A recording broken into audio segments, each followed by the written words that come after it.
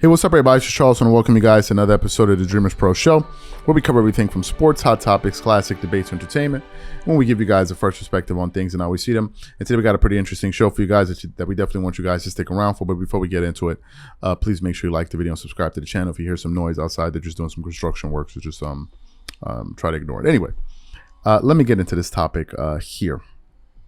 So we're still talking about the Clippers.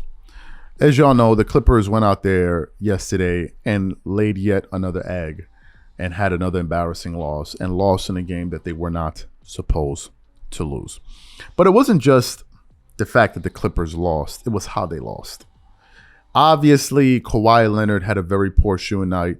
Paul George was abysmal. And we got to talk about Paul George here for a moment.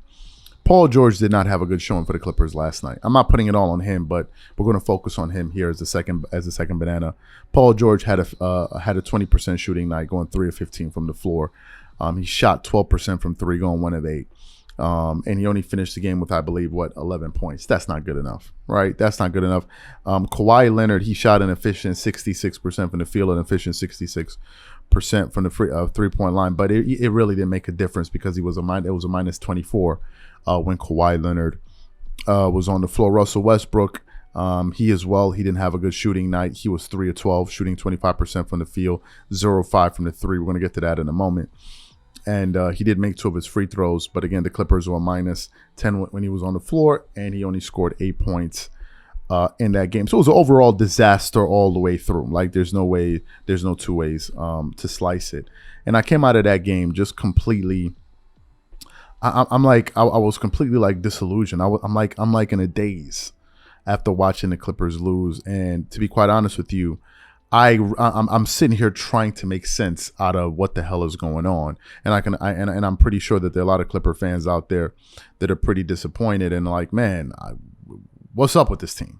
Like, what the hell is up with this team? So I saw some comments on Inside the NBA with Charles Barkley, Kenny, and Shaq. They were talking about, the two games that were on the ticker between the Philadelphia 76ers and the Dallas Mavericks, and of course the Golden State Warriors and the Los Angeles Clippers.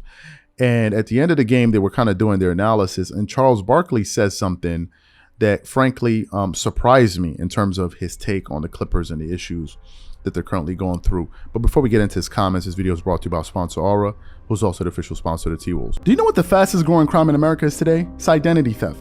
Imagine trying to log into your email only to see that your password has been changed. Then you start getting weird notifications from your bank and credit cards, only to find out that all of your personal and sensitive information has been totally compromised. If you think it can happen to you and your family, just know that in 2020, over 49 million Americans were victims to identity theft, costing them a combined $56 billion. That is why we are excited to partner with Aura, who's the sponsor of this video. Aura is the #1 identity theft and financial fraud protection. Aura monitors the dark web and alerts you if any of your passwords and accounts have been breached. And funny enough, after using Aura, I discovered some of my credentials were floating around in the dark web, and the app showed me exactly when and where the breach happened. In addition, Aura allows you to set spending alerts, and they'll notify you of any suspicious transactions. Aura is 4 times faster than any of its competitors in alerting you if someone is trying to open a credit card or obtain a loan using your name. And remember this, every 14 seconds, someone becomes a victim of identity fraud. Don't let it happen to you. Now click the link in the description and try Aura for free for 2 weeks and see if any of you or your family's personal information has been compromised. Start your free trial at aura.com/dreamerspro. And when you try Aura, by using the link in the description below, also know that you're supporting this channel. Thank you. So we want to get into the comments that Charles Barkley had to make and for you to listen to his take on the situation.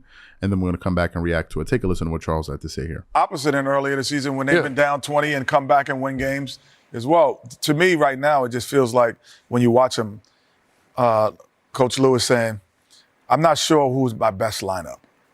And when I'm not saying Paul George and Kawhi and Russ, but how do I get Terrence Mann to be active again?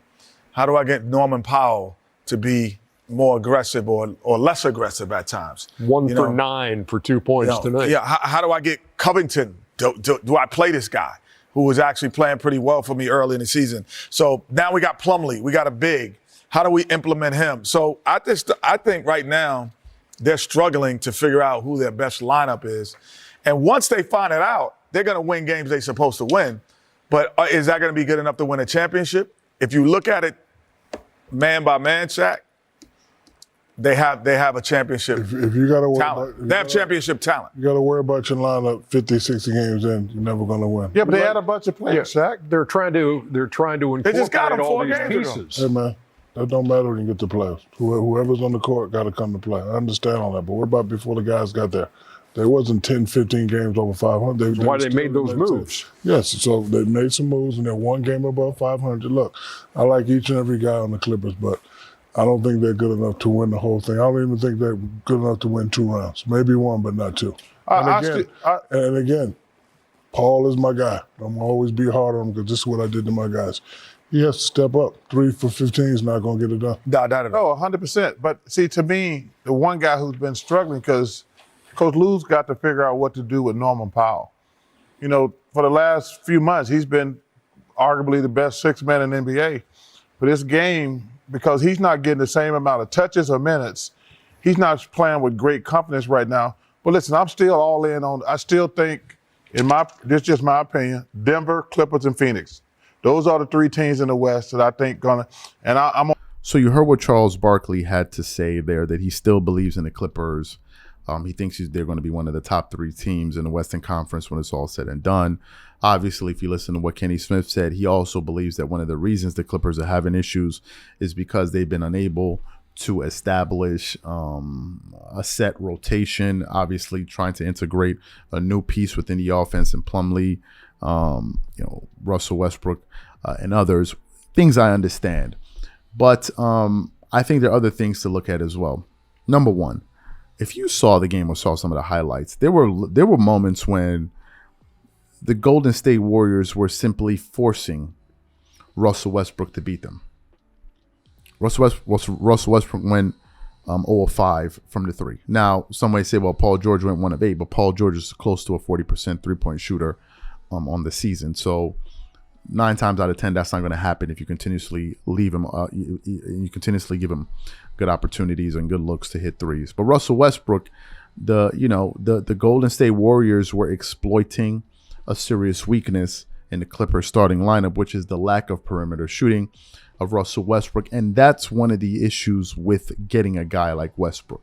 You see, because the Clippers, they I guess they're looking at it from a plus and minus standpoint.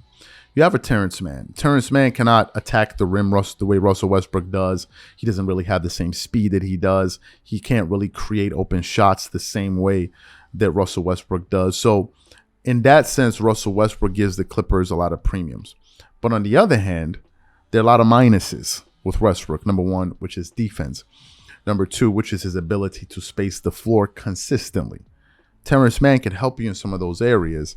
And to me, I think the trade-off of putting Russell Westbrook in the lineup versus keeping Terrence Mann, I don't think it's a good trade-off, because now you can't have a situation in which the Clippers are in the playoffs and teams are forcing Russell Westbrook to beat them, because essentially you're going to be playing 5-on-4.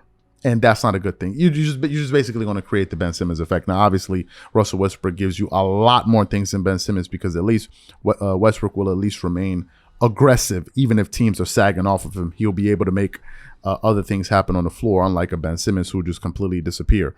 And as you can see, Russell Westbrook still attempted, I believe it was 12 shots in that game. So he didn't just, fold the 10 and say, okay, I'm done.